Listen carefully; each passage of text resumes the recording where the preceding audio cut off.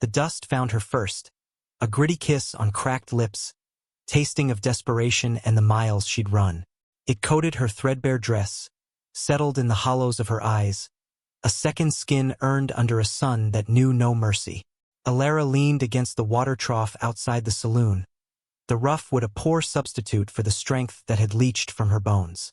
Her father's name, whispered in every town she'd fled, felt like a brand seared onto her flesh, visible even in the dim light of dawn breaking over the harsh, unforgiving landscape. He was gone, leaving behind a legacy of fear and the inescapable burden of his sins, but the fear clung to her like a shroud. She was Alara Vance, daughter of the notorious outlaw, and that name was a death sentence or worse, a magnet for cruelty. She craved anonymity, a shadow life, but the world seemed determined to shine a harsh, unforgiving light on her lineage. Her stomach gnawed at itself, a constant, painful reminder of days without food. Her feet, wrapped in rags inside worn-out boots, ached with a dull, persistent throb. Every face that glanced her way seemed to hold suspicion, judgment, or a flicker of predatory interest.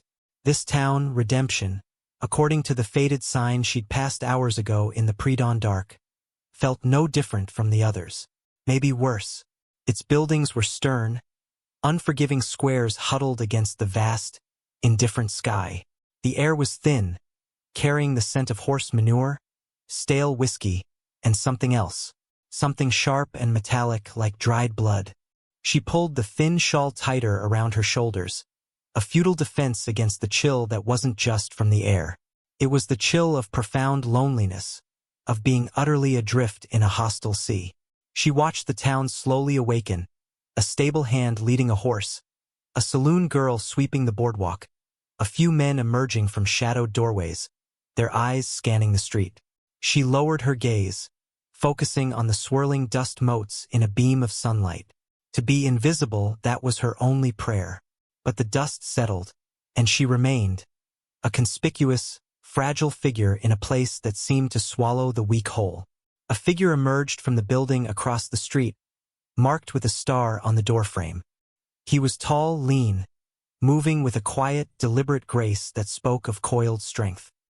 His hat was pulled low, shadowing his face, but his posture, the set of his shoulders, conveyed an authority that was neither loud nor boastful, simply present. The town marshal. Her heart gave a sickening lurch. Marshals hunted outlaws and often their kin. She braced herself, ready to melt away into the shadows, to run again, even though her legs screamed in protest. He didn't call out, didn't draw a weapon. He simply stopped on the boardwalk, his gaze sweeping the street, taking in the details others missed. His eyes, when they finally settled on her, were the color of a stormy sky, piercing and unsettlingly calm.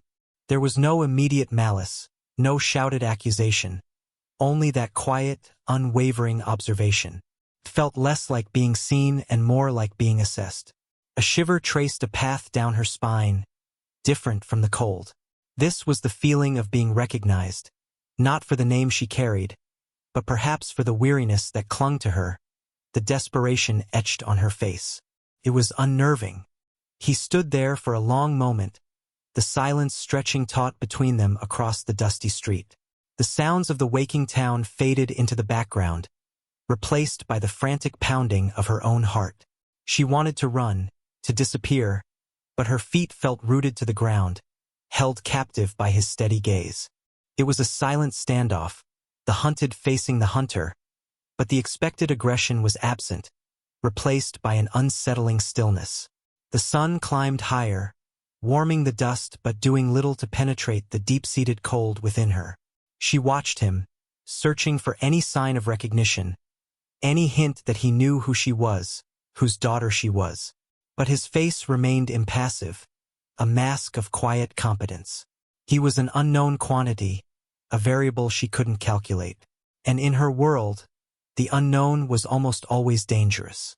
The seconds stretched into minutes, each one a heavy weight pressing down on her. The possibility that he might not know was a fragile, desperate hope she clung to, even as her experience told her it was a fool's hope. Everyone seemed to know. Her father's deeds echoed louder than any silence she could cultivate. She shifted her weight, the movement small, involuntary, but it broke the tableau. His gaze remained steady, but something in his posture subtly changed. A slight relaxing of his shoulders, almost imperceptible. He finally moved, not towards her, but simply turned his head to look down the street. The moment of intense scrutiny seemed to pass, leaving her feeling exposed and shaky. She released a breath she hadn't realized she was holding. He hadn't challenged her. Not yet, but the quiet intensity of his observation had left her more unnerved than any shouted threat. She knew instinctively that this Marshal was different, and perhaps more dangerous because of it.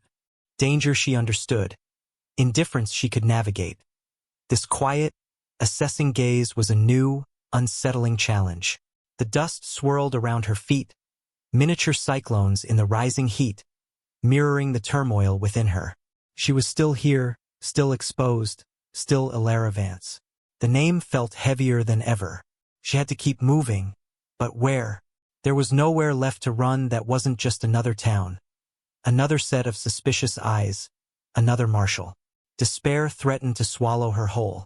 She wanted to curl up in the dust and disappear. But a flicker of something, stubborn and fierce, ignited within her. She wouldn't yield to despair. Not yet. She had survived this long on sheer will and the desperate need for another sunrise. She pushed herself upright, every muscle protesting. Her gaze flickered towards the Marshal's office, then away. She needed water and perhaps, if she was very lucky, a few scraps of food someone might discard. Survival was a relentless, demeaning task. She took a shaky step, then another, her boots stirring the dust. The street stretched before her, a long, dusty road leading only further into uncertainty. She moved towards the edge of town, away from the Marshal's quiet scrutiny, away from the waking eyes of redemption. But even as she walked, she felt his gaze on her back, a silent weight that she couldn't shake off. He hadn't stopped her, but she knew, with a certainty that chilled her to the bone, that he was watching. And in her world, being watched was often the prelude to disaster. The sun was fully above the horizon now, painting the town in harsh light, revealing every imperfection, every stain. She was just another stain, a mark of the lawless world that brushed against this attempt at civilization. She moved past the last building, heading towards the open range, not to escape entirely, but to find a place to rest unseen, to gather the last vestiges of her strength before facing the town again. For she knew she would have to face it. Survival demanded it. And survival, for Alara Vance, was a lonely, unending battle against the past that haunted her steps. The hours crawled by under the relentless sun. Alara found a small, rocky alcove outside of town, hidden from casual view. There, she huddled, conserving energy, the pangs of hunger a dull, constant ache. She watched the road leading into redemption, half expecting to see the Marshal riding out, his purpose clear. But the road remained empty, save for a distant dust cloud that resolved into a slow-moving wagon. The quiet was broken only by the wind and the occasional cry of a hawk overhead. It was a lonely sound, echoing her own isolation. As afternoon wore on, desperation began to override fear. She couldn't stay hidden forever. The minimal supplies she carried were long gone. She needed food, and soon. The thought of facing the town again, of enduring the stares and the inevitable questions if she lingered, was daunting, but the alternative was starvation. She waited until the sun began its slow descent, casting long shadows that softened the harsh edges of the town. Maybe, in the twilight, she could move unseen, find work washing dishes in the saloon or cleaning stables, tasks that didn't require a name or a past. She emerged from her hiding place, her muscles stiff and protesting. The walk back felt longer than the walk out. The air was cooler now, carrying the scent of wood smoke. As she entered the edge of town, she pulled the shawl tighter around her face, hoping to obscure her features. She kept her head down, her gaze fixed on the dusty ground before her boots. She saw feet passing worn work boots, polished town shoes, the scuffed heels of cowboys. None stopped, None spoke, but she felt the weight of their glances, brief, sharp assessments that pierced her carefully constructed anonymity. She approached the saloon first. Music spilled out, raucous and loud, a stark contrast to the quiet of the range. She hesitated by the batwing doors, the noise and the scent of whiskey intimidating. A woman in a garish dress stood near the entrance, smoking a cigarette. Elara took a deep breath and approached her. "Excuse me, ma'am," she murmured, her voice hoarse from disuse. "I was wondering, do you need any help inside? Cleaning, washing, anything?" The woman's painted eyes raked over Elara, taking in the dust, the threadbare clothes, the weariness. A slow, cruel smile spread across her face. "Help? We got girls for that inside, honey. And you look like you need help yourself." "Not give it." Her gaze lingered for a moment longer, then dismissed Elara entirely as she turned back to the street. The rejection was a physical blow, sharp and cold. Elara retreated, her face burning despite her exhaustion. She tried the small general store next.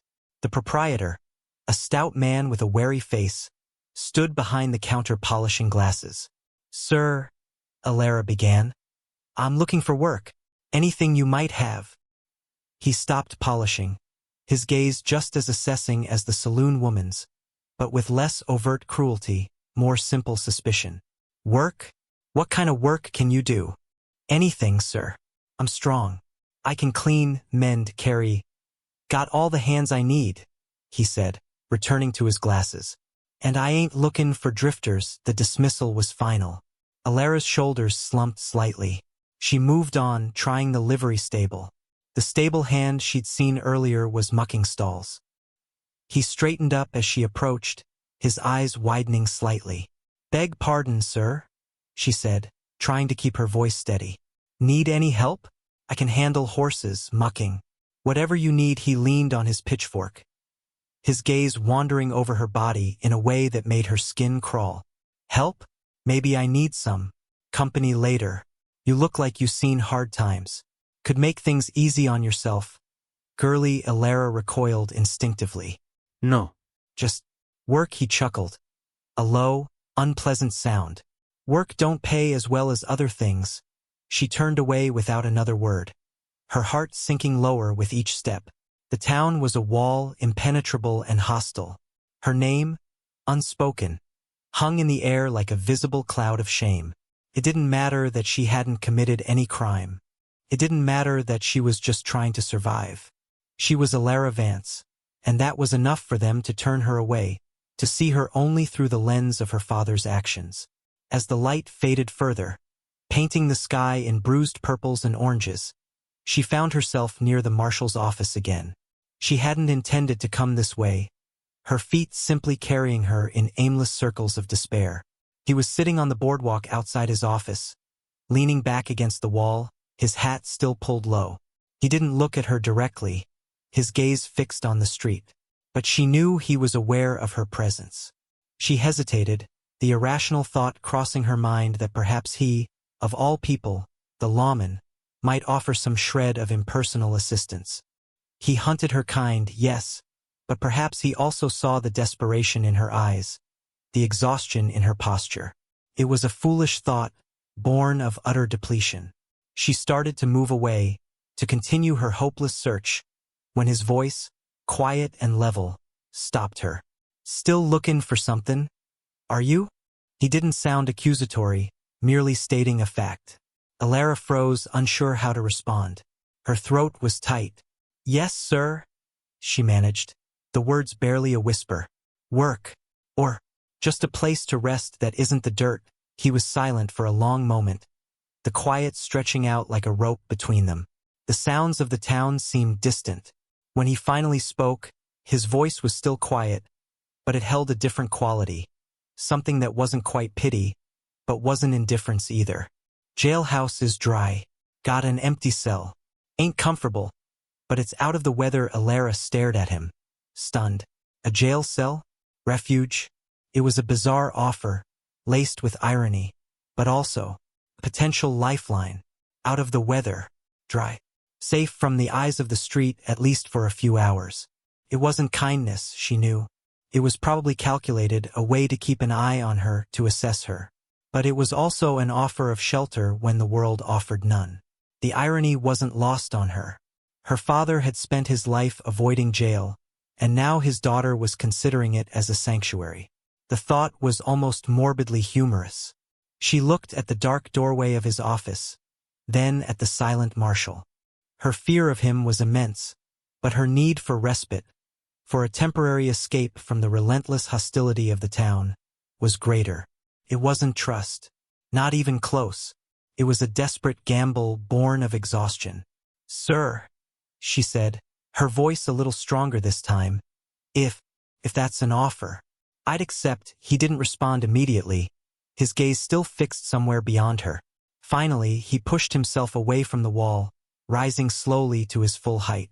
He didn't look at her face, his eyes seeming to focus on a point just over her shoulder. "Come on, then," he said, his voice devoid of emotion. "Ain't got all night." He turned and walked towards the door of his office, leaving her standing there for a moment, processing the strangeness of the situation. A jail cell. It was far from the comfort she dreamed of, but it was better than the dust. With a weary sigh, Alara followed him, stepping out of the dying light and into the shadow of the law. The air inside the Marshal's office was cool and stale, smelling of old coffee, gun oil, and dust. It was a Spartan room, a worn desk, a few chairs, a rack of rifles on the wall. To the back, a heavy wooden door indicated the cells. The Marshal didn't speak as he entered, simply walked behind his desk and lit a lamp. The sudden flare of light made Alara blink. He gestured towards the back door with a tilt of his head. "Cells are through there. Take the one on the left. Got a cot, thin blanket." He didn't look at her as he spoke. Alara nodded, her gaze fixed on the door. It felt surreal walking into a jailhouse voluntarily. Every instinct screamed at her to run, to flee the symbol of everything her father had fought against. But exhaustion and desperation were powerful suppressants of instinct. She pushed the heavy door open and stepped into the cell block. It was dimly lit by a single lamp hanging in the corridor. 2 cells faced each other. The one on the left was indeed empty, containing a narrow cot with a thin, gray blanket. The air in here was colder, heavier. It smelled of disinfectant and despair. She walked into the cell, the iron bar door clanging shut behind her. The Marshal didn't lock it. He simply stood in the doorway watching her. His presence filled the small space, silent and watchful. Alara sat down on the cot, the thin mattress offering little comfort. She didn't take off her boots. There was no point. She hugged herself, trying to generate warmth. The silence stretched between them again, thicker here in the cell block. She could feel his eyes on her, assessing. What was he looking for? A sign of her father in her features? A criminal glint in her eye? Or something else? She didn't know, and the not knowing was a weight in itself. After a long moment, he spoke, his voice cutting through the quiet. "Name's Marshal Caleb Thorne." It wasn't a question, just a statement. He offered his name, a piece of himself, albeit a small one, in this strange exchange. Alara hesitated. Her name. It was the source of all her troubles. Should she give it, or invent one? But lying felt pointless. He'd find out eventually. And perhaps, just perhaps, telling the truth, however dangerous, was the only path forward here. She took a deep breath. "Alara," she said, her voice barely audible. "Alara Vance." She waited, bracing herself for the reaction. The widening of the eyes, the hardening of the face, the immediate accusation. But his expression didn't change. He simply nodded, a small, almost imperceptible movement. "Vance?" he repeated, the name flat, devoid of the usual freight of judgment and fear. "All right, Alara Vance. You stay put. Don't try anything foolish. I'll be in the office." He turned and walked back out, leaving the cell door unlatched. But the heavy outer door remained a barrier. She heard him settle back at his desk in the other room. The silence returned, but it was a different silence now, one shared with the quiet presence of the Marshal in the next room. She was in jail, but she wasn't a prisoner in the way she had expected. The unlocked door was a strange gesture. A test? Or a display of confidence? She didn't know. She lay back on the cot, the blanket scratchy against her skin. The exhaustion of weeks on the run finally began to claim her. Her mind, however, remained alert, replaying the day's events, trying to make sense of the Marshal's actions. Why would he offer her shelter? He knew her name. He must know who her father was. It made no logical sense in the world she knew. Lawmen didn't help outlaws' daughters. They hunted them. Unless he saw something else. Something beyond the name. The thought was a fragile, almost unbelievable possibility. Sleep finally began to pull her down, a heavy cloak. But even in her sleep, she was aware of his presence in the next room. A silent, watchful anchor in the darkness. She woke sporadically throughout the night, each time greeted by the quiet lamplight spilling from under the connecting door and the faint sounds of the Marshal moving around his office. The scrape of a chair, the rustle of paper, the rhythmic creak of his boot as he leaned back. He was there. He hadn't left, and he hadn't locked her in. It was the most secure she had felt in months, despite being in a jail cell. The irony was sharp, almost painful.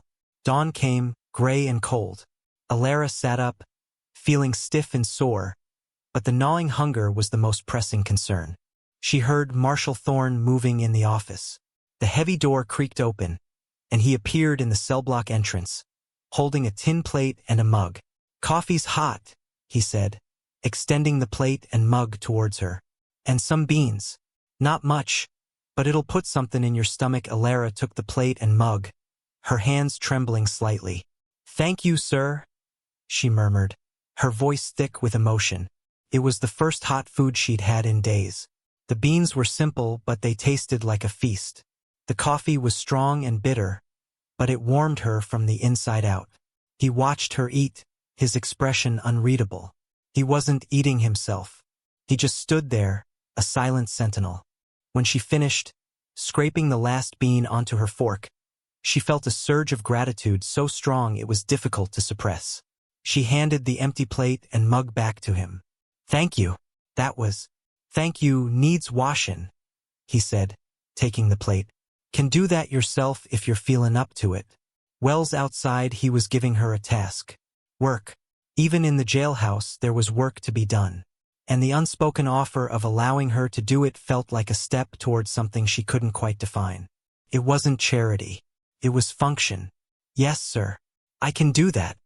Washing the dishes became the first task in a quiet, unspoken agreement.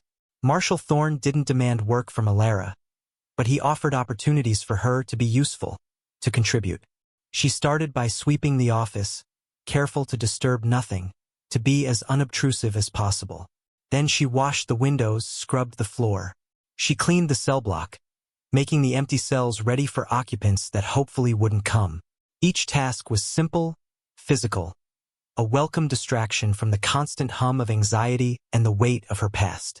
She worked diligently, quietly, always aware of the Marshal's presence in the office. He spent his days dealing with the routines of a small-town Marshal paperwork, checking in with the stable, walking the street, occasionally dealing with a minor disturbance. He rarely spoke to her while she worked, and she rarely spoke to him unless it was to ask a simple question about where something went or how he wanted a task done. Their communication was sparse, built on quiet observation and unspoken understanding. She learned the rhythms of his day, the quiet click of his boots on the wooden floor, the sigh he sometimes let out when dealing with particularly frustrating paperwork, the way he paused by the window to look out at the street. He, in turn, observed her diligence, her lack of complaint despite the obvious hardship she had endured, the way she flinched when a loud noise erupted outside, a silent testament to a life lived on edge. He brought her simple meals, beans, hardtack, occasionally a piece of salt pork. Never much, but always enough to keep the hunger at bay. He still allowed her to sleep in the unlocked cell at night. It wasn't comfortable, but it was safe and dry. The unlocked door was a constant, quiet affirmation of his unconventional approach. He trusted her not to run, at least for now. Or perhaps he simply knew she had nowhere to go. The townspeople remained a palpable presence of suspicion and judgment. When Marshal Thorne was out on the street, Alara stayed inside, visible only through the office window. She saw the glances directed at the Marshal, the questions in their eyes about the young woman working in his office. She heard the murmurs when they thought she was out of earshot, the whispers of drifter, unknown. And sometimes, she imagined, the unspoken question of her lineage. Their suspicion was a constant, low-grade pressure, a reminder that her fragile refuge depended entirely on the Marshal's willingness to defy their expectations. One afternoon, a man came into the office to report a minor theft. He was loud, blustery, and clearly disliked seeing Alara there. He kept glancing at her, his eyes narrowed. "Marshal," he said, his voice carrying, "you gonna tell us why you got a stranger woman holed up in your office?" Seems mighty peculiar. Marshal Thorne's voice remained level, but there was a steel beneath it that Alara hadn't heard before. "She's helping out," he stated simply. "Keepin' the place clean. Got no complaints about her work. Cleanin'?" The man scoffed. "Seems like more than cleanin' going on here. Folks talkin', Marshal. Talkin' 'bout who she might be, where she came from." Marshal Thorne met the man's gaze steadily. "Folks can talk all they like. She ain't causing trouble. That's all I care about." The man sputtered for a moment longer. Then, finding no purchase against the Marshal's quiet resolve, finished his report and left, casting one last, venomous look at Alara. The encounter left her shaken, but also solidified something in her perception of Marshal Thorne. He hadn't explained anything, hadn't justified his actions, but he had implicitly defended her presence against the town's judgment. It wasn't a grand gesture, but in its quiet defiance of convention, it felt significant. She continued her work, trying to appear unaffected, but inside, a tiny seed of something fragile and new began to sprout, not quite hope, but a faint stirring of relief and a grudging respect for the man who offered her a temporary shield against the world's harsh judgment. He didn't ask about her father, not directly, but sometimes, when he thought she wasn't looking, his gaze would rest on her, thoughtful, perhaps trying to reconcile the quiet, hard-working woman before him with the notorious name she carried. And Alara, in turn, watched him. She saw his quiet integrity, the fairness with which he treated even the town drunk he occasionally had to lock up, the patience he displayed with the townspeople, even the difficult ones. She began to see the man beneath the badge, the solitary figure who carried the burden of keeping peace in this isolated, unforgiving place.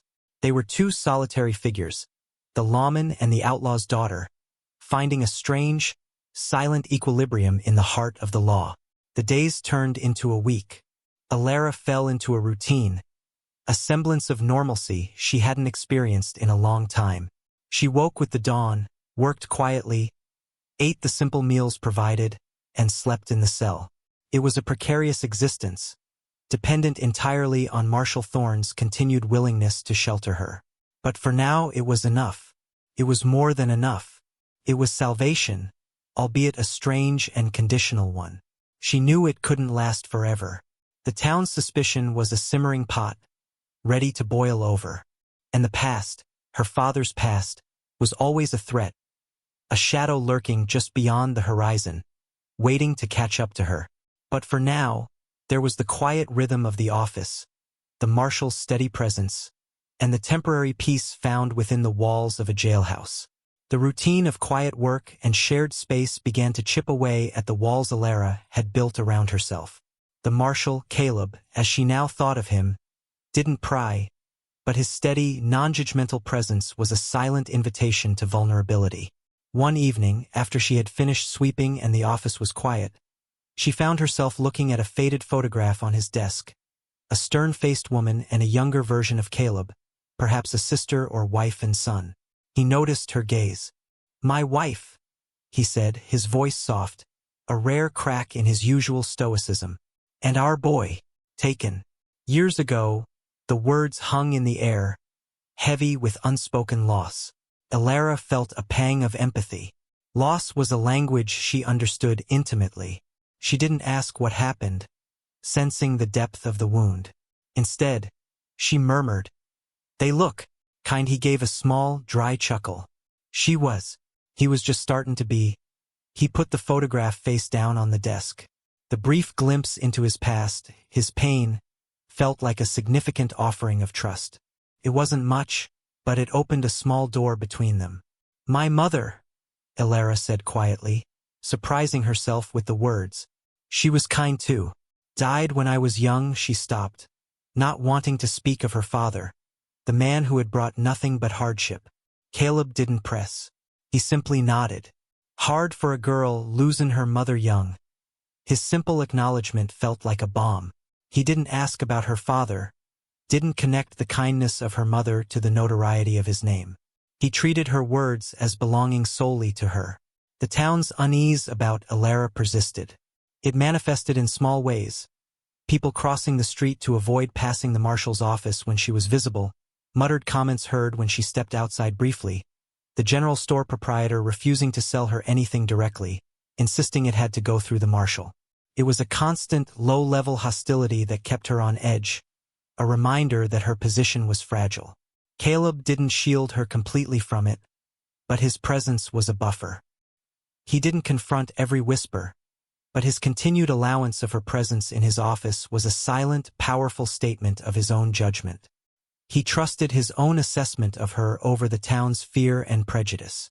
One hot afternoon, a rider arrived in town, a rough-looking man who spent his time in the saloon, asking questions. Elara saw him from the office window, a knot of dread tightening in her stomach. He had the look of someone searching, someone with a purpose that felt dangerous.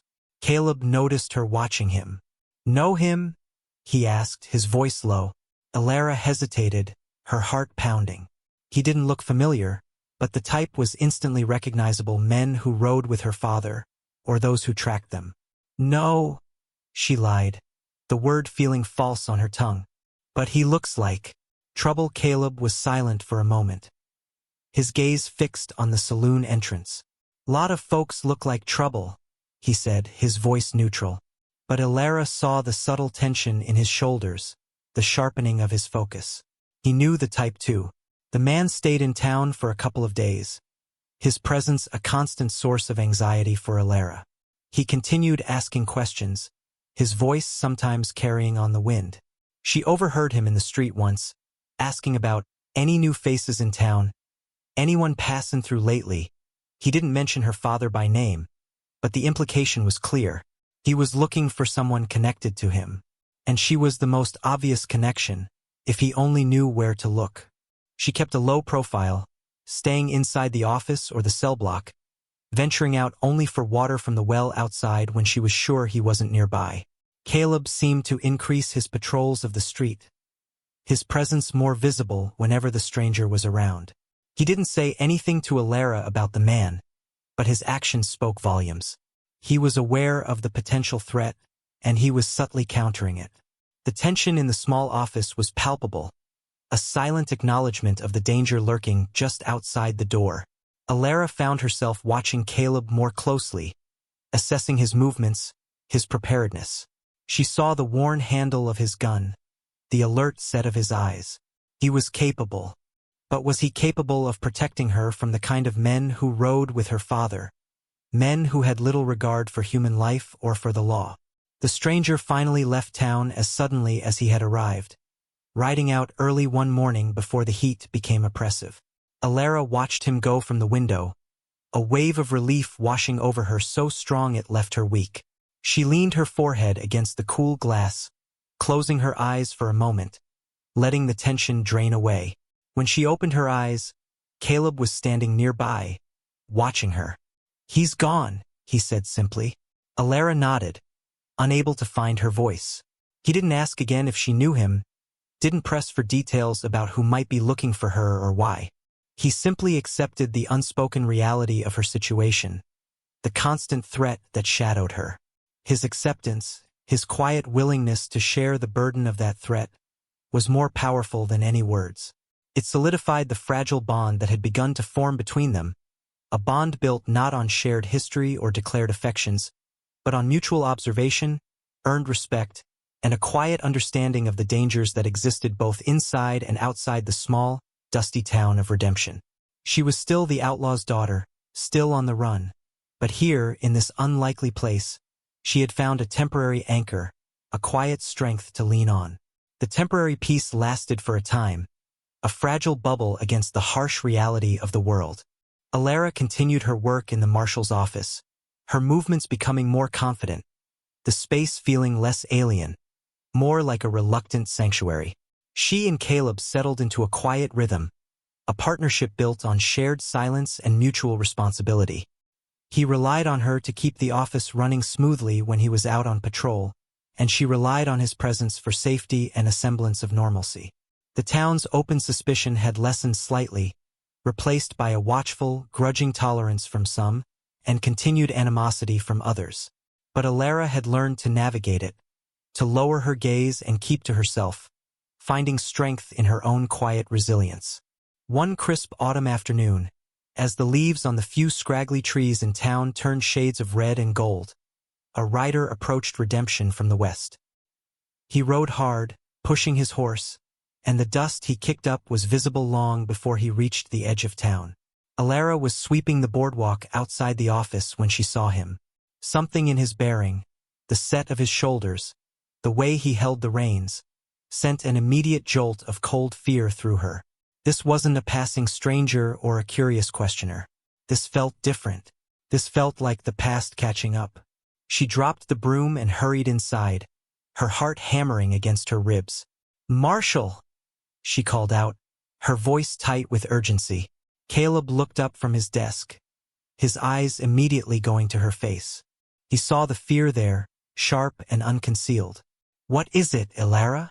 "Ryder," she breathed, pointing out the window. "Komin, fast." Looks like one of them." He stood up and walked to the window, his expression hardening as he took in the approaching figure. "Yeah," he murmured, his voice low. "Looks like it." He went to the gun rack, taking down a rifle, checking its load with practiced ease. Alara watched him, her mind racing. This was it, the moment she had dreaded. The past had found her. "He's probably looking for something my father left behind," she said, her voice shaky. "They always think he hid something." Caleb nodded, his gaze fixed on the window. "Or maybe just looking for his daughter." He didn't say it unkindly, just stating a grim possibility. He turned to her, his eyes meeting hers. There was no judgment, only a quiet determination. "You stay here. Stay inside." Out of sight, Alara shook her head. "No. I know how these men think. I might be able to help. Tell you what they do." Caleb hesitated for a moment, assessing her face. He saw not just fear, but a fierce resolve that surprised him. He had seen glimpses of her strength, but this was different. This was the strength of someone who had lived with fear for so long that she was ready to confront it. "All right," he said, his voice firm. "But you stay behind me, and you do exactly as I say. Understand?" "Yes, sir," she replied, her voice steadier now. The shared danger seemed to steel her. The rider galloped into town, pulling his horse to a skidding halt in front of the Marshal's office.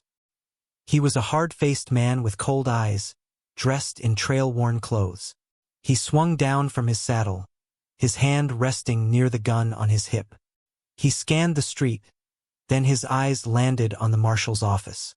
He grinned, a humorless slash across his face. "Marshal," he called out, his voice gravelly. "Heard you might be holding on to something that belongs to me."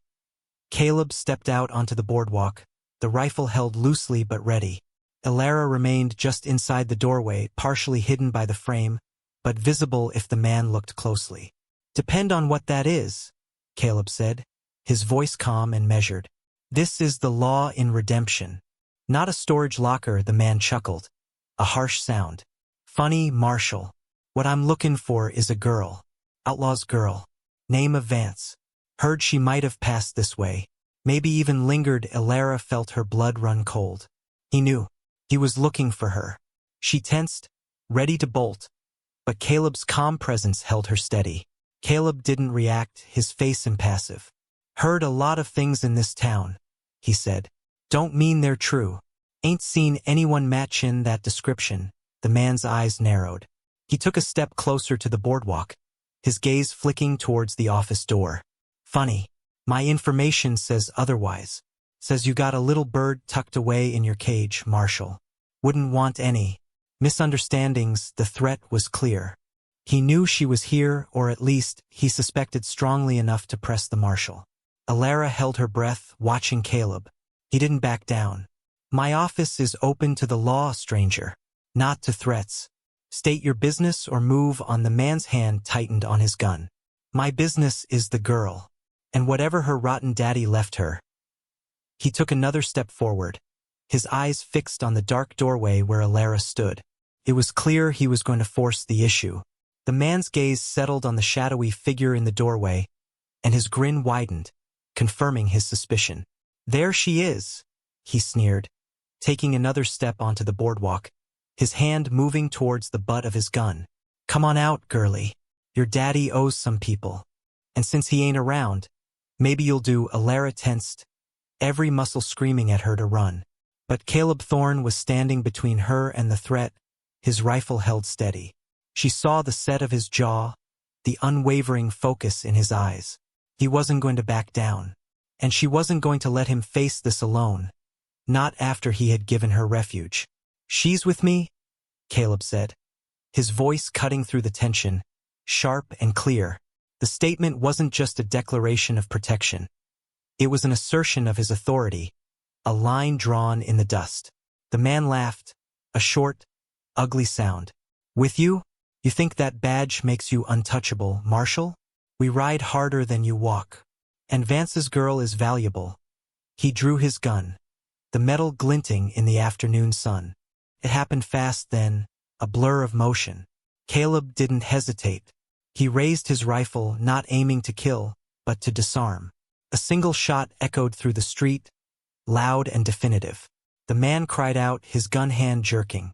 The weapon flew from his grasp, clattering onto the boardwalk.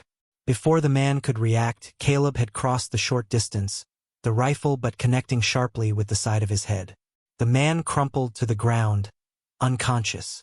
Silence descended, broken only by the nervous whinny of the man's horse tethered nearby and the sound of townsfolk emerging cautiously from doorways and windows, drawn by the gunshot. Caleb stood over the fallen man, his rifle still ready. He didn't look at Alara. He didn't need to. He knew she was there. Alara stepped out fully onto the boardwalk, her legs shaky but her resolve firm. She looked at the unconscious man, then at Caleb. Is he? He'll live, Caleb said curtly. Just sleeping off some bad ideas. He knelt beside the man, disarming him completely and binding his hands. The townspeople watched in silence, their faces a mix of fear, curiosity, and dawning understanding. They had seen their Marshal stand against a clear threat, not just to himself, but to the woman they had whispered about. Alara looked at their faces, seeing the questions, the judgment, but also, for the first time, a flicker of something else, perhaps respect, or simply the realization that the situation was more complicated than they had assumed. Caleb finished tying the man and looked up at Alara. Help me get him inside, he said. Together, they managed to haul the unconscious man into the office and then into a cell, locking the door this time. The heavy clang of the cell door echoed through the quiet office. Caleb leaned the rifle against his desk and rubbed the back of his neck. The adrenaline was starting to fade, leaving behind a hollow ache. He knew who you were, Alara stated, the reality sinking in. He was looking for me, Caleb nodded. Seems your past caught up faster than you figured. And you faced him down. For me, it wasn't a question. He drew on me, Caleb said, his voice weary. Had to respond, but Alara knew it was more than that. He could have let the man take her, could have avoided the confrontation. He had chosen to stand his ground, to protect her. You didn't have to, she said, her voice soft. He looked at her then, his stormy gray eyes meeting hers. The usual stoicism was softened by exhaustion and something else she couldn't quite name. Maybe I did, he said quietly. Maybe nobody should have to face down that kind of trouble alone. His words were simple, but they resonated deeply. He saw her not just as an outlaw's daughter, but as someone deserving of protection, someone worth standing up for. The quiet understanding that had grown between them over the past weeks solidified in that moment. They had faced a danger together, and he had shown her, through action, that he saw beyond the name. The townspeople were still gathered outside, murmuring amongst themselves. Caleb walked to the door, stepping out onto the boardwalk again. He addressed the crowd, his voice clear. Threats dealt with. Man's locked up. Anyone else looking for trouble related to this? They can find it right here. His gaze swept over them, challenging any lingering dissent. Slowly, reluctantly, the crowd began to disperse, the tension easing. Alara watched them go, a sense of profound relief washing over her. The immediate danger was past, but the future remained uncertain. The man in the cell was a link to her past, a past that would undoubtedly send others looking for her. She looked at Caleb, his back to her as he watched the street. He had put himself on the line for her. What did that mean? What did it change? Changed everything, she realized. It changed the way she saw this town, the way she saw him, and the way she saw herself. She was no longer just the hunted, the daughter of an outlaw.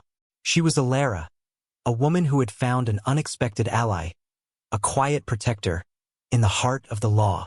The immediate aftermath of the confrontation was filled with a strange mixture of adrenaline and quiet exhaustion. The man remained locked in the cell, a tangible reminder of the danger that had arrived at their doorstep. Caleb sent a rider to the nearest larger town with a telegraph office, reporting the incident and requesting transport for the prisoner. While they waited, a new dynamic settled between Alara and Caleb.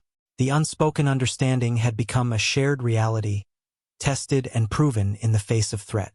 Alara no longer felt like a temporary occupant in the Marshal's office, but a quiet, essential part of its rhythm. She continued her duties, but with a newfound sense of purpose, a quiet determination to contribute, to earn her place not just through labor, but through a shared vigilance. The town's perception of Alara also seemed to shift, subtly but noticeably. The outright hostility from some had lessened, replaced by a cautious curiosity. They had seen her stand beside the Marshal, seen him defend her. It didn't erase their prejudices entirely, but it complicated them. A few townsfolk, previously wary, offered small nods of acknowledgement when they passed her. The general store proprietor, while still reserved, no longer insisted on dealing solely with Caleb when Alara was present. These were small things, but to Alara, who had lived with constant rejection, they felt immense. One evening, as the sun set, painting the sky in hues of red and purple, Alara sat on the boardwalk outside the office, watching the stars begin to appear. Caleb joined her, sitting a few feet away, his presence a comforting weight in the silence. It was the first time they had simply sat together, not working, not planning, just being. "Thank you," Alara said softly, breaking the quiet. For what you did." Caleb was silent for a moment, his gaze fixed on the horizon. "Just doing my job." "No," Alara insisted gently. "It was more than that. You knew who he was looking for. You could have let him." He turned his head then, looking at her profile in the fading light. "Didn't feel right," he said, his voice low. "Didn't feel like justice." His simple words held a profound weight. Justice, for Caleb Thorne, was not just about upholding the law, but about seeing the individual regardless of their name or history. "The man in the cell," Alara began, her voice hesitant. He might tell others where I am. More might come." Caleb nodded grimly. "Likely. Your father's name. It brings a certain kind of attention." "I could leave," Alara said, the familiar ache of rootlessness resurfacing. "Before more trouble comes." Caleb was silent again, considering her words. "You could," he finally said, "but you've been running a long time, and trouble seems to find you either way." He paused, then added, "You've made a place here, Alara. A small one, but it's something, a place." The word resonated within her. This dusty office, this weary town, this quiet man. Had it become a place? It was fraught with danger, with the constant threat of her past, but it was also the first place in a long time where she hadn't been immediately cast out, where she had been seen, truly seen, by at least one person. I don't know how long I can stay, she confessed, the vulnerability raw in her voice. It doesn't feel fair to bring this trouble to your door. Caleb shifted slightly. My door sees trouble regular enough. Comes with the job. He paused, then spoke again, his voice softer. Stay as long as you need to, Alara. As long as you feel you can. The words were a simple offer, free of expectation or demand, a conditional invitation to safety and belonging. Alara looked out at the darkening landscape. Running had become a way of life, a constant state of fear and displacement. The thought of stopping, of putting down even the shallowest of roots, was terrifying, but also deeply appealing. Here, she had found a quiet strength within herself, a resilience she hadn't known she possessed. She had faced down her fear, standing beside the law, and she had survived. The man in the cell was a problem, and more might follow. But she realized, looking at Caleb Thorne, that she didn't have to face it alone anymore. The silence between them was no longer empty, but filled with the weight of shared experience, mutual respect, and a tentative hope for a future that didn't involve constant flight. It was a quiet moment, underscoring the dramatic shift in her life. From a solitary, hunted figure, she had become, however tentatively, a part of something, a connection in a lonely world. The stars overhead glittered like scattered diamonds against the dark velvet sky, distant and cold, yet beautiful. And beneath them, in the heart of a small, dusty town, an outlaw's daughter found a fragile kind of peace, sheltered not by walls of stone, but by the quiet strength and unexpected compassion of a lawman who looked beyond a notorious name. The prisoner was collected a few days later by deputies from the territorial marshal's office. His departure brought a fresh wave of anxious anticipation. Had he spoken? Would more come? The air in Redemption felt charged with unspoken questions. Caleb didn't discuss it at length, but Alara noticed he was more vigilant, his patrols longer, his eyes scanning the horizon more frequently. Alara, too, felt the weight of the potential threat. But instead of succumbing to fear, she found herself observing Caleb, learning from his quiet preparedness. She cleaned his rifle with care, checked his ammunition supplies, and kept a fresh pot of coffee on the stove. These tasks were no longer just chores. They were small acts of contribution, a silent acknowledgement of their shared predicament. The town, having witnessed the marshal's defense of Alara, seemed to have reached a temporary truce with her presence. The open stares were fewer, the whispers more muted. She could walk to the well without feeling every eye on her back. A few women from the town even offered hesitant nods as they passed. It wasn't acceptance, not yet, but it was a form of tolerance, a reluctant acknowledgement that Marshal Thorne saw something in her worth protecting, and perhaps they should reserve judgment. The most significant shift occurred within Alara herself. The constant, debilitating fear that had defined her life began to recede, replaced by a quiet determination. She was still Alara Vance, daughter of an outlaw, but she was also the woman who had endured, who had found refuge, and who had stood, however tentatively, beside the law.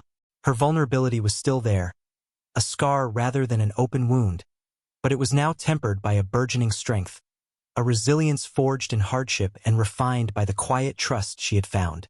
One afternoon, Caleb returned from a patrol looking weary. He sank into his chair behind the desk, rubbing his temples. Alara, who had been mending a tear in his coat, looked up. "Anything?" she asked softly. He shook his head. "Just the usual. Dust. Loneliness." He paused, then looked at her. "Heard something, though. Rider passed through Harmony, down south.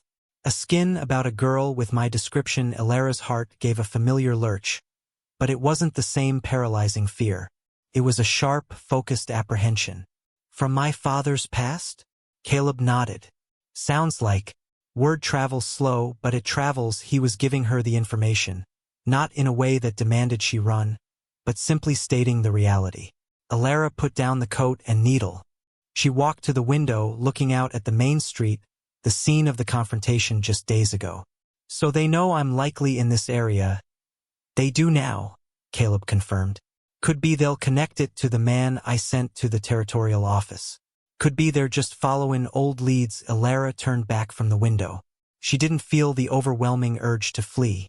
Instead, a quiet resolve settled over her. Running hadn't solved anything. It had only prolonged the fear. Here, in redemption, she had found a fragile strength, a reason to stop running. She looked at Caleb, at the quiet strength and weary determination in his face. He had risked his own safety for her. She couldn't ask him to keep doing that indefinitely. But she also couldn't go back to the endless flight. I don't want to run anymore, she said, her voice firm. But I don't want to put you in danger. Caleb met her gaze, his expression unreadable. Not your choice to make, not alone anyway. We face it. If and when it comes, the we hung in the air between them. A quiet, powerful statement of partnership. It wasn't a declaration of affection, but something deeper. A bond forged in shared hardship and earned respect. It was the outlaw's daughter and the lawman, standing together against the shadows of the past. The future was uncertain, fraught with potential danger. But for the first time in a long time, Alara didn't feel entirely alone facing it. She had found not just refuge, but a sense of purpose, a quiet dignity she hadn't known she could possess. She was still Alara Vance, but the name no longer felt like a brand of shame. It was a part of her story, a story of survival and resilience. The threat of more riders from her father's past remained a constant, unseen shadow over redemption. Alara and Caleb lived with a heightened sense of awareness, their days marked by quiet vigilance. Alara, no longer confined to the cell block or the immediate vicinity of the office, began to move more freely, though cautiously, within the town. She helped out at the small general store, mending clothes and helping with inventory, earning a few coins and the wary acceptance of the owner. She assisted an elderly woman with her chores, finding a quiet satisfaction in the simple tasks and the woman's reserved gratitude. Each interaction, however small, was a victory against the isolation and prejudice she had faced. She was slowly, tentatively, weaving herself into the fabric of the town, not erasing her past, but building a present that was hers alone. Caleb watched her progress with a quiet satisfaction. He saw the resilience that blossomed when given a chance, the strength that had been hidden beneath layers of fear. He didn't offer effusive praise, but his occasional nod of approval or a quiet word of encouragement was enough. Their relationship remained one of quiet understanding and mutual respect, rooted in the shared vulnerability and trust forged during the confrontation. The town's acceptance was still fragile. There were still whispers, still wary looks.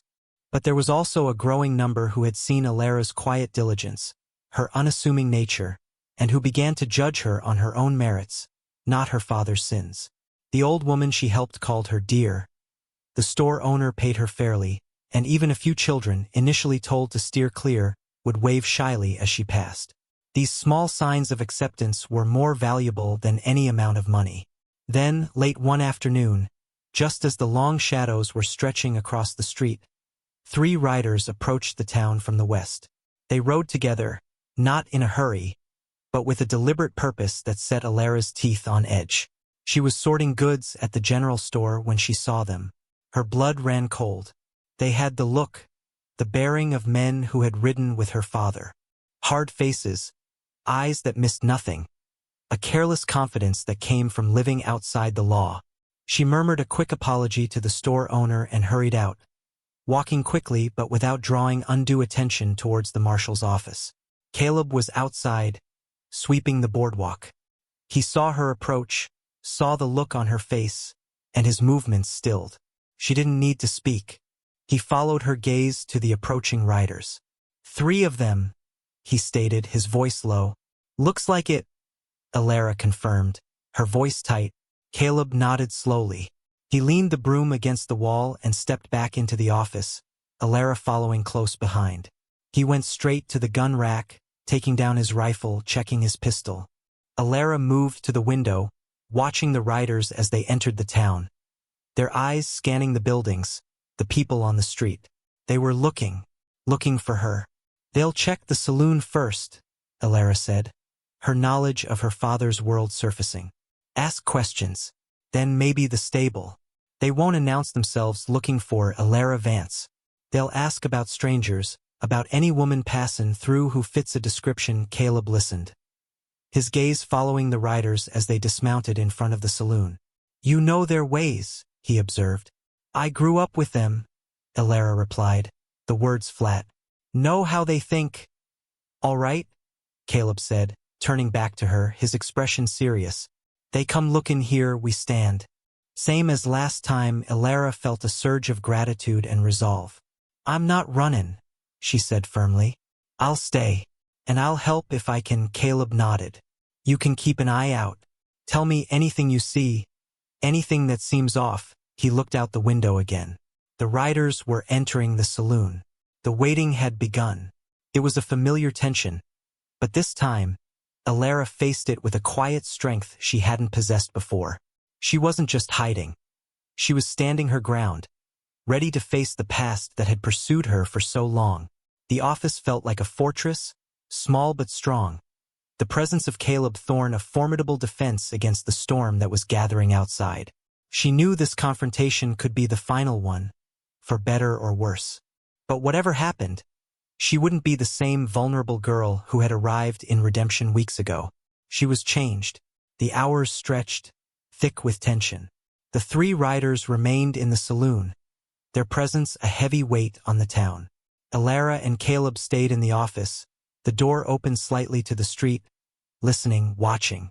Elara's knowledge of her father's associates proved accurate. The riders emerged from the saloon and moved towards the stable, asking questions. They were methodical, relentless. Elara felt a knot of dread tighten in her stomach, but she held it in check, focusing on observing their movements, their interactions. She described their demeanor, their likely intentions to Caleb in low tones. He listened carefully, his eyes sharp, absorbing her insights. It was a strange partnership, the lawman relying on the outlaw's daughter to understand the minds of criminals. As dusk settled, the riders finished their inquiries at the stable and began walking slowly down the street, their eyes scanning the buildings, their hands resting casually on their gun belts. They were headed towards the marshal's office. They're comin', Elara whispered, her voice barely audible. Caleb nodded, his jaw set. He moved to the side of the door, out of direct view from the street. Elara positioned herself near the back wall, ready to stay out of the way but close enough to see and hear. The three men stopped in front of the office. Their eyes narrowed as they peered into the dim interior. One of them, a burly man with a scarred face, called out, Marshal, we hear you got a guest in there. A young woman been workin' for you. Caleb didn't reply immediately. He waited, letting the silence hang in the air. This is the Marshal's office, he finally said, his voice calm, carrying authority. State your business, the scarred man chuckled. Our business is the girl. Heard she took something belongs to us. Belonged to her daddy. Elara's hand clenched. Her father's phantom wealth, the constant, dangerous lure. It was always about the money. She ain't taken nothin', Caleb replied. She's under my protection. The second rider, a younger, quicker-looking man, stepped forward. Your protection? You think you can protect her from us, Marshal? We ain't scared of your badge. He started to move towards the doorway. Hold it right there. Caleb's voice cut through the air, sharp and commanding. The man hesitated, his hand hovering over his gun. The scarred man spoke again. Last chance, Marshal. Hand her over. It'll be a lot easier. Elara knew this was the critical moment. They were probing, trying to intimidate Caleb to see if he would break. She stepped forward slightly, into partial view from the doorway. I didn't take anything, she said, her voice steady, surprising herself with its strength. The men's eyes snapped to her. The scarred man's face tightened. Well, the little bird comes out of her cage. Come on out, girl. Let's settle this. She stays put, Caleb said, his voice steely. The third rider, who had been silent, suddenly moved, drawing his gun and firing towards the office window. The glass shattered inward, spraying shards across the floor. It was a diversion. The younger man lunged towards the doorway. Caleb reacted instantly. He fired his pistol, the shot precise and fast. The younger man cried out, clutching his shoulder, stumbling back.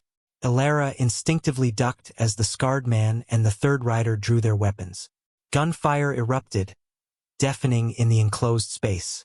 With splintered, bullets whined.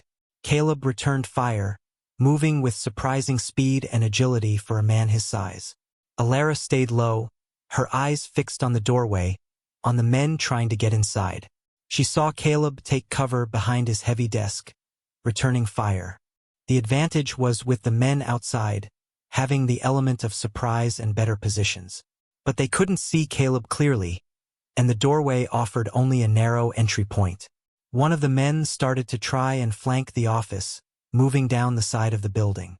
Alara saw him, a shadow moving in the periphery. An idea, desperate and dangerous, formed in her mind. The back door to the office, leading to the alley. It wasn't used often. If she could get out there. She looked at Caleb, still engaged in the firefight at the front. He was holding them off, but he couldn't keep it up indefinitely. He needed a distraction, a way to break their attack. Taking a deep breath, Alara scrambled towards the back of the office, keeping low, moving behind the sparse furniture. She reached the back door, fumbling with the simple latch. It opened with a groan. She slipped outside into the dim alley. The air was cool, smelling of dust and garbage. The sound of the gunfight was muffled but still intense. She knew this was reckless, potentially fatal, but inaction felt worse. She crept along the side of the building, trying to get a view of the men at the front. She saw the third rider, the one who had fired through the window, exchanging shots with Caleb. The scarred man was yelling orders. The younger man was wounded but still a threat. The flanking rider was moving into position. Alara saw her chance. The rider who was trying to flank was exposed in the alleyway for just a moment. She didn't have a weapon, but she saw a pile of empty crates near the back of the store next door. With a surge of adrenaline, she ran towards them, kicking them over with all her might. The sudden clatter and crash echoed loudly in the quiet alley. The flanking rider spun around, startled, his attention diverted for just a second. That second was all Caleb needed.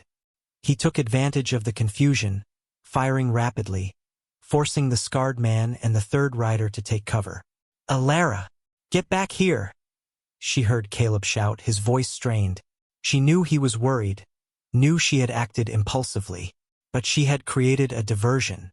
The flanking rider, realizing the noise was not a direct attack, turned his attention back to the front. But the moment had passed. Caleb had regained control of the situation. The gunfight continued, fierce and loud. Alara huddled behind the scattered crates, listening, her heart in her throat. She heard more shots, shouts, then a groan. The sounds of fighting slowly began to subside. Silence returned, tentative at first, then complete.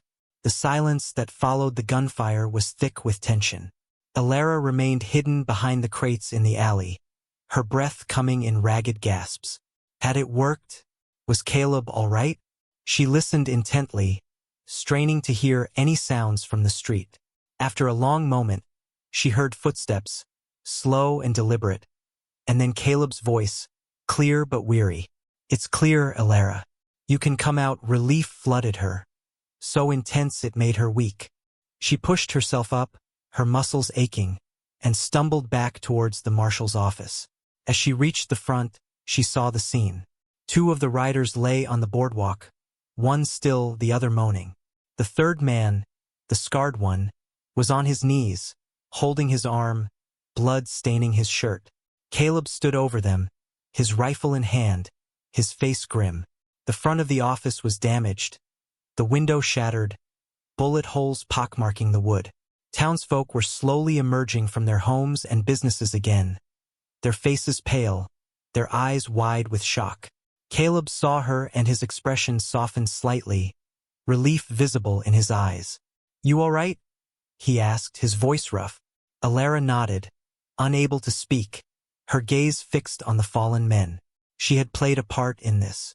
Her action, however small and reckless, had made a difference. "Just a scratch," Caleb said, indicating a graze on his arm. "Nothing to worry about." He turned his attention back to the wounded man. "You 3 boys came looking for trouble," he stated, his voice hard now. "And you found it." He secured the scarred man and the injured younger one, getting them to their feet and moving them towards the cells. The third rider was dead. The reality of it settled over Alara, a cold weight in her stomach. This was the price of her past, the violence that followed her. But she hadn't been passive. She had faced it. Later, after the dead man had been removed and the wounded secured in the cells, Alara and Caleb were left alone in the damaged office. The air still smelled of gunpowder. Alara started sweeping up the broken glass and debris, her movements methodical, a way to deal with the lingering tension. Caleb watched her for a moment, then walked over, taking the broom from her hand gently. "Leave it for now," he said. He looked around the damaged office. "Well," he said with a sigh, "looks like we'll be doing some repairs." Alara looked at him. He was tired, wounded, but there was a quiet strength about him, a resilience that matched her own. "They won't be the last," she said, stating the truth that hung between them. "My father had a lot of men who owed him favors, or who thought they were owed something by him." Caleb nodded. "I figured." He paused, then met her gaze. "So what now, Alara Vance?" It was the question she had been asking herself for weeks. Run again? Disappear? But the thought held no appeal. She had stopped running. This was her fight now, or at least, a fight she was willing to face, here, beside the man who had given her refuge. "I don't know," she admitted honestly. "But I don't want to leave. Not if I don't have to." Caleb looked at her, a slow, quiet understanding in his eyes. He saw the woman who had arrived broken and fearful, and the woman who now stood before him, tested and strong. "You don't have to," he said, his voice low and firm. "This town has seen its share of trouble. We deal with it." Together, the word together resonated, filling the damaged office with a quiet promise. It wasn't a declaration of romantic love, but something perhaps more profound, a partnership built on respect, trust, and shared survival. Alara felt a warmth spread through her chest, chasing away some of the lingering coldness from the violence. She had found a place not just physically but emotionally. She had found someone who saw her, truly saw her, and was willing to stand by her side. The journey hadn't ended. The threat still lingered, but she faced it with a newfound strength, a quiet dignity. The outlaw's daughter had found her redemption, not through escaping her past, but by facing it head-on, with the unexpected help of a lawman who chose compassion over prejudice. Redemption wasn't just the name of the town. It was the life she was building, piece by painful, hopeful piece, in the dusty, unforgiving landscape of the West. And in the quiet strength of Caleb Thorne, she had found not only a protector, but a partner in the slow, arduous work of building a life from the ruins of the past. The shattered window was a wound, but it was a wound shared, and together, they would begin the work of mending, both the office and their lives. The days following the shootout were a blur of necessary tasks. The Marshal's office needed repair. The dead needed burying. The wounded needed guarding until they could be transported. Alara worked alongside Caleb, their movements easy and coordinated, born of their shared experience. She helped patch the window, cleaned the bullet holes from the walls, and kept the prisoners fed and watered. The work was hard, but it was grounding. The town's reaction was mixed. There was fear, of course, at the violence that had erupted on their main street. But there was also a grudging respect for Caleb Thorne, who had defended his town and his office, and for Alara, who had been at his side. The hesitant nods became more frequent, the wary looks less sharp. Some people even offered small gestures of help with the repairs. Alara accepted them quietly, grateful for this tentative shift in their attitude. She knew it wasn't complete acceptance, but it was progress. The quiet partnership between Alara and Caleb deepened in the shared aftermath. They spoke more, not of trivial things, but of the realities they faced. He explained the process of dealing with the prisoners, the communication with the territorial office. She shared what little she knew of her father's world, the network of men who might come looking, the places they might hide. It wasn't easy conversation, often steeped in the harsh realities of their lives, but it was necessary. It built a bridge between their two worlds, the law and the lawless, finding common ground in the shared need for survival and justice. One evening, as they sat outside the repaired office, watching the sunset paint the sky, Caleb spoke, his voice thoughtful. "That diversion you created, with the crates, that was brave, Alara. Reckless, but brave." Alara felt a blush creep up her neck. I had to do something. You were out there, facing them alone. And I didn't want to run anymore." Caleb was silent for a moment, his gaze fixed on the horizon. "Runnin' don't solve much in the end. Just buys you time. And standin' your ground. What does that do?" she asked softly. He turned to look at her, his eyes reflecting the last light of the sun. "It lets you decide who you are," he said simply. The words resonated deeply within Alara. That was it. She had spent so long being defined by her father, by her past, by the fear. By standing her ground, she had taken control of her own identity. She was Alara, a survivor, resilient, capable. She was also Alara Vance, yes, but that name no longer held absolute power over her. She was building something new. The threat of more men from her father's past still loomed, a constant possibility. They both knew that, but facing it together had changed the nature of the threat. It was no longer just her burden. It was a shared challenge. The future in redemption was uncertain. There were no grand promises, no declarations of happily ever after. But there was quiet companionship, mutual respect, and a shared commitment to facing whatever came next, together. Alara had arrived in redemption as a desperate, hunted girl, defined by her father's sins. She had found refuge in the most unlikely of places, a jail cell, and unexpected salvation in the quiet strength of a lawman who saw beyond her name. She had faced down the past, not by escaping it, but by confronting it, standing by the law, finding her own resilience in the process. The road ahead would be difficult, fraught with challenges. But as she sat there, beside Caleb Thorne, watching the stars begin to fill the vast western sky, Alara felt a quiet sense of hope, a hard-won peace. She was Alara Vance, daughter of an outlaw, but more importantly, she was Alara, a woman who had found her strength, her dignity, and a quiet corner of the world where she belonged, not despite her past, but having integrated it into the woman she was becoming. The journey was far from over, but she was no longer running. She was standing, resolute in the heart of redemption. The weeks that followed settled into a new kind of normalcy. The Marshal's office was fully repaired, bearing the scars of the shootout as a testament to the violence they had faced and survived. Alara continued to work in the office and help out in town, her presence becoming less a source of suspicion and more a quiet part of daily life. The memory of the shootout was fresh in everyone's minds, a stark reminder of the dangerous world outside of redemption, but also a demonstration of the resilience of the town and of the woman who had helped defend it. Alara and Caleb's relationship deepened in subtle ways. Their conversations remained sparse, but they communicated through shared tasks, knowing glances, and comfortable silences. They were two solitary people who had found a quiet connection in a harsh world. There was no rush, no expectation of grand gestures. Their bond was forged in mutual respect and shared hardship, a solid foundation built on the simple fact that they trusted each other when trust was a rare commodity. One day, a letter arrived for Marshal Thorne, carried by a circuit rider.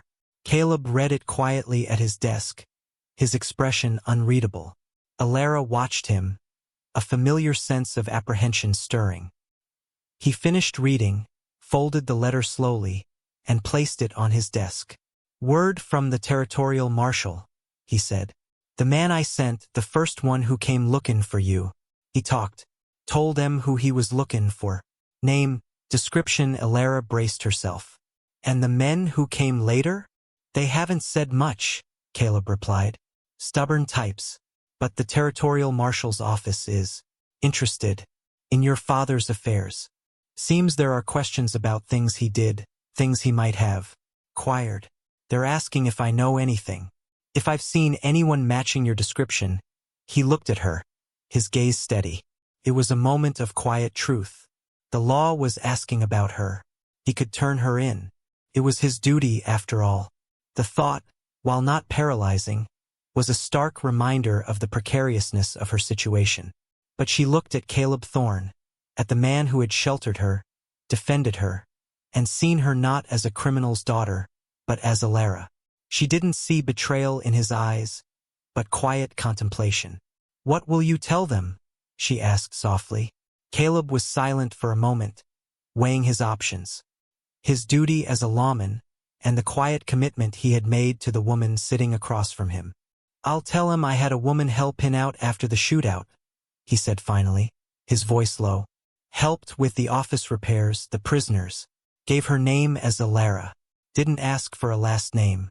She did good work. Paid her for it. And she moved on a while back. Headed east maybe.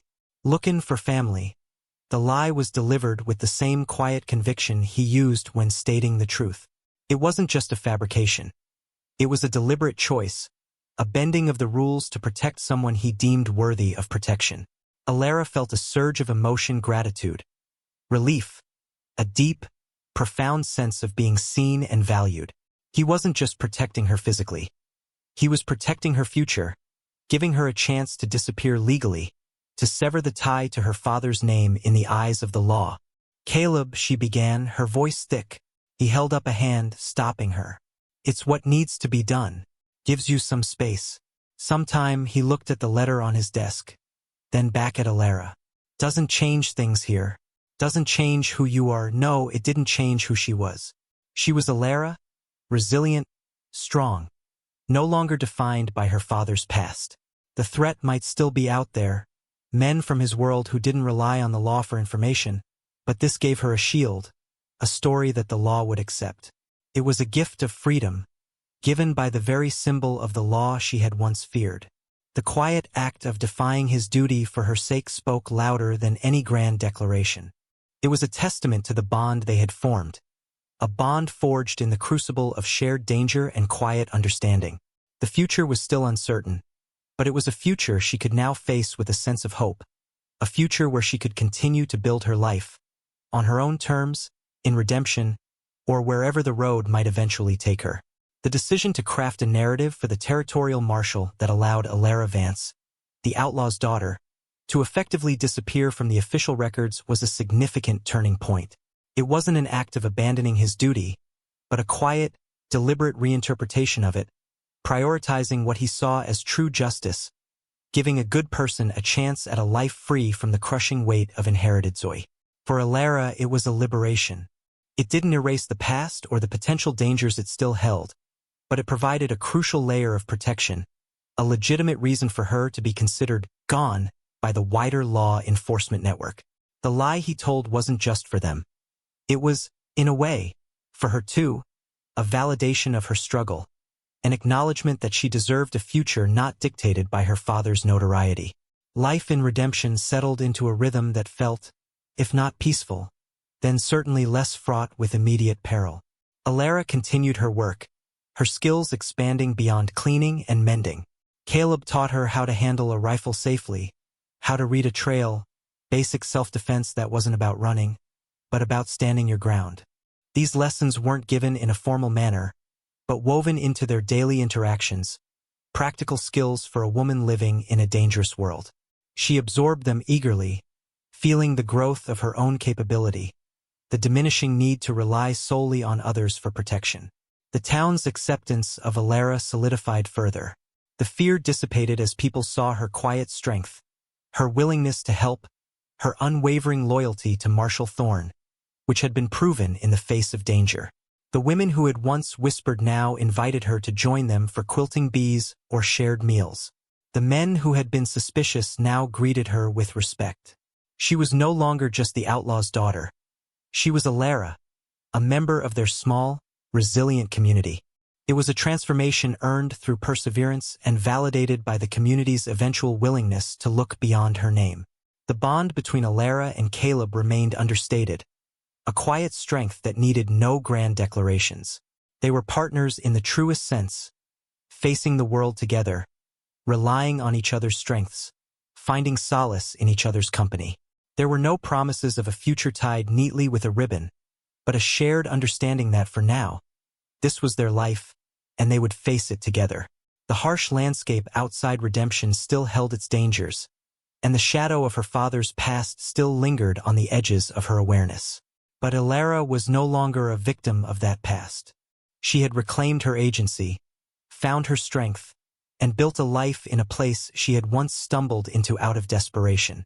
She had found redemption, not in the absolution of her father's sins, but in the hard-won discovery of her own resilience, her own worth, and the quiet, transformative power of being seen, truly seen, by another soul. She had arrived broken, a girl fleeing a name that felt like a curse. She had become a woman, standing tall and strong, her gaze steady, ready to face whatever the future held, not with fear, but with the quiet confidence of someone who had stared into the abyss and found her own light.